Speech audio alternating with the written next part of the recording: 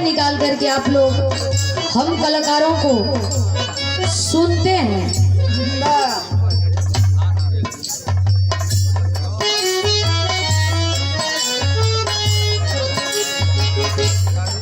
बड़ी सुंदर विधा सुने को मिलल।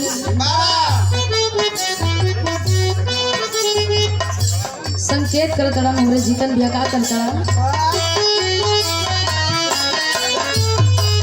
ला आज तोहरे मन से ना कवनो हाथ ना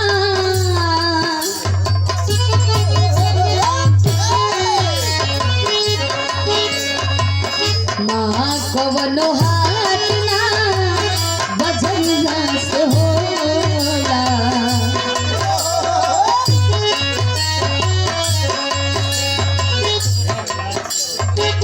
राजू भैया आप जी के द्वारा हमारे ढोलक पे संगत कर रहे मनोज भैया को सम्मान किया गया, हमें भी सम्मान किया गया।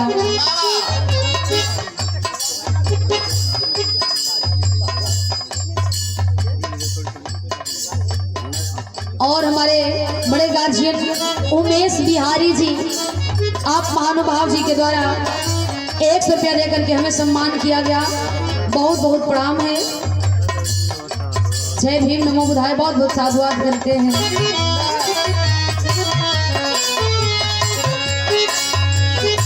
ना कवनो हाथ ना बजरिया से होला, उमरिया के रोग हो नजरिया से होला।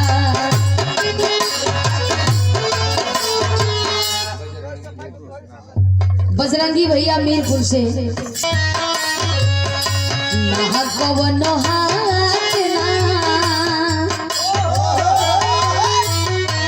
ना हाथ लगेला, ना मेला लगेला, ना बाजार लगेला। ई नजर ऐसन हो, नजर का बांध जब चलेला कितने जाने कत्ल हो जाला तो ई रोकले ना रोकला। पतन कहत हो कि कत्ल कहत हो।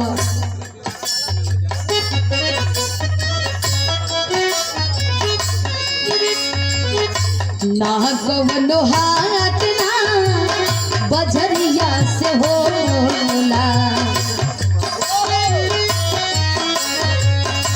ना कवनो हाथ ना बजरिया से होला, उमरिया के रोग हो नजरिया से होला, उमरिया के रोग हो नजरिया से होला।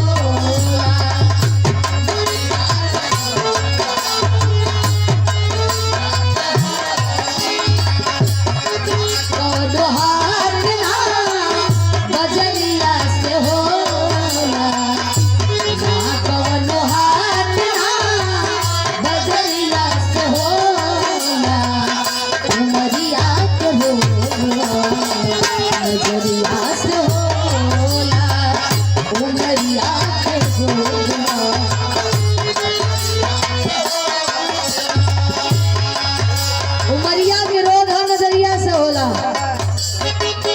कहाँ कवनो जात पात पूछेला जियरा, पूछेला जियरा।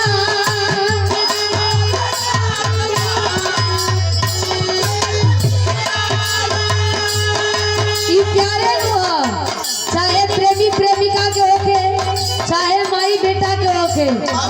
और सुननी आए आप लोगों विराह में दर्शावल गई हो दीवाना जी की ओर से कि एक माँ का प्यार खेला जाती, प्यार ना देखेला मजहब, प्यार ना देखेला कि हिंदू है कि मुस्लिम है कि सिख है कि ईसाई है। प्यार होला तो बस हो जाला।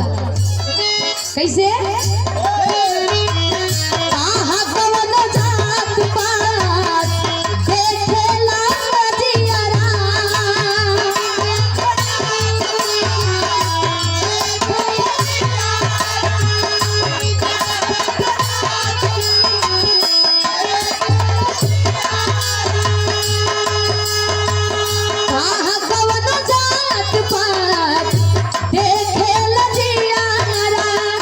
सनहिया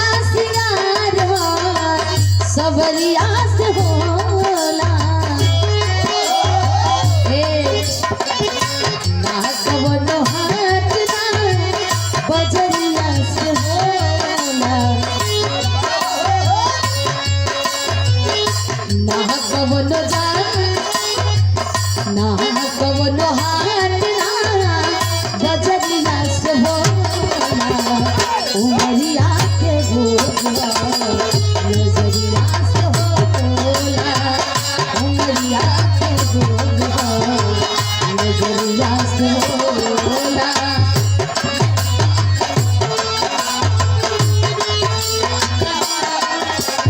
रुक जा भैया कुछ और संकेत करत रहा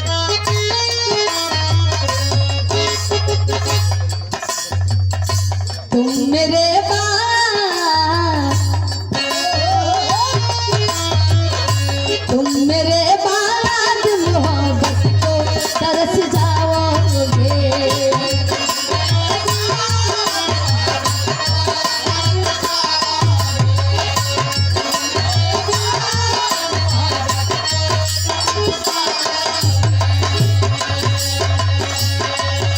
तुम मेरे बाद मोहब्बत को तरस जाओगे क्या बानगी है